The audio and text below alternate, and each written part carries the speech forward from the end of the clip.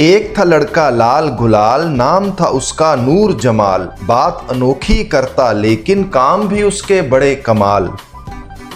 लड़ना भिड़ना काम था उसका, गली गली में नाम था उसका। उम्र थी उसकी 12 साल। एक था लड़का लाल गुलाल, नाम था उसका नूर जमाल। रात को अक्सर कम सोता वो, सुबह कराची में होता वो, शाम को होता वो चित्राल। एक था लड़का लाल गुलाल, नाम था उसका नूर जमाल। जहां भी जाता शोर मचाता, सारे घर को सर पे उठाता, यानी आ जाता भौचाल।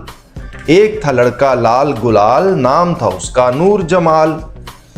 ज़हन था उसका बड़ा ही तेज, पढ़ने का था उसे करेज, झट से हल करता वो सवाल। एक था लड़का लाल गुलाल, नाम था उसका नूर जमाल। पीता था वो पेप्सी कोक, साथ में करता जाता जोक, हंसा के कर देता बेहाल। एक था लड़का लाल गुलाल, नाम था उसका नूर जमाल। खा लेता वो pizza cake, burger macaroni steak, शौक से खाता रोटी दाल। एक था लड़का लाल गुलाल, नाम था उसका नूर जमाल।